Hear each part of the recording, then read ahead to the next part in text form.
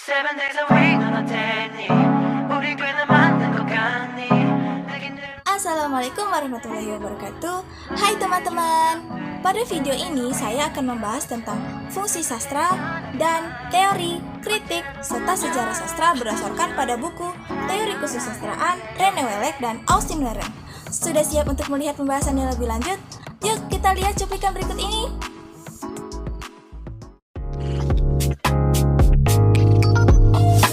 Sastra secara koheren memiliki fungsi dan sifat yang tidak dapat dipisahkan. Fungsi sastra itu sesuai dengan sifat-sifatnya, yang berarti bahwa setiap benda itu berfungsi paling tepat dan efisien sebagai dirinya sendiri. Lalu, apakah sifat dan fungsi sastra berubah sepanjang sejarah? Kalau kita mundur cukup jauh, maka dikatakan ya. Karena pada masa lampau, sastra, filsafat, dan agama tidak dibedakan. Pada periode Renaissance di Amerika, seorang penyair dan cerpenis bernama Edgar Allan Poe mengkritik konsep bahwa puisi itu bersifat didaktis.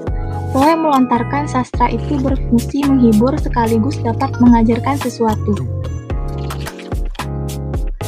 Hal ini tentu berbeda dengan konsep sastra pada zaman itu yang dikenal dengan istilah didactic heresy. Kalau suatu karya sastra berfungsi sesuai dengan sifatnya, kedua segi tadi, yaitu kesenangan dan manfaat, bukan hanya harus ada, melainkan harus saling mengisi. Adapun fungsi sastra menurut sejumlah teoretikus ialah untuk membebaskan pembaca dan penulisnya dari tekanan emosi. Pendek kata, pertanyaan mengenai fungsi sastra sudah muncul sejak dahulu di dunia barat, sejak Plato hingga sekarang.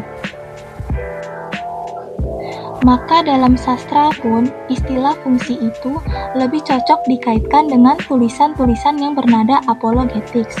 Dengan demikian, dapat kita tarik kesimpulan bahwa sastra mempunyai banyak kemungkinan fungsi, yang salah satu fungsi utamanya adalah kesetiaan pada sifat-sifatnya.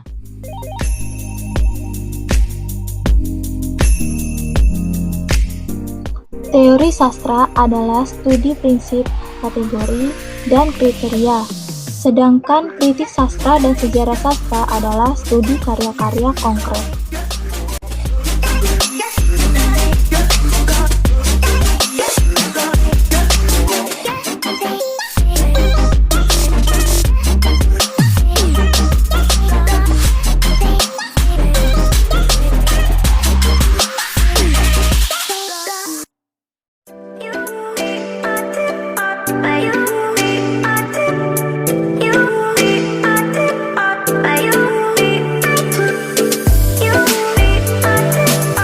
Menurut ahli rekonstruksi sastra, kita harus masuk ke alam pikiran dan sikap orang-orang dari zaman yang kita pelajari. Kita harus memakai standar mereka dan berusaha menghilangkan segala prakonsepsi kita sendiri. Pandangan ini disebut historisisme. Beberapa sejarawan sastra pernah ingin memisahkan antara sejarah dan kritik sastra. Padahal kenyataannya, tidak ada sejarah sastra yang dapat ditulis tanpa prinsip seleksi dalam usaha memperjelas ciri-ciri dan membuat penilaian.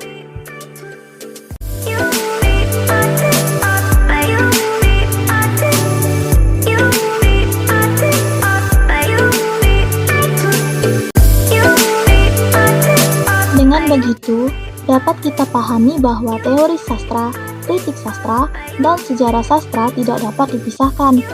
Terlebih lagi kritik dan sejarah sastra, sebab sejarah sastra sangat penting untuk kritik sastra. Kalau kritik sastra ingin bergerak lebih jauh dari sekedar pernyataan suka dan tidak suka, maka kritik tersebut akan memerlukan sejarah sastra. Nah teman-teman, itulah tadi cuplikan pembahasan video tentang fungsi sastra dan teori, kritik, serta sejarah sastra yang dapat saya sampaikan pada video ini. Kepada teman-teman yang sudah menonton video saya kali ini, saya ucapkan terima kasih. Wassalamualaikum warahmatullahi wabarakatuh. Dadah!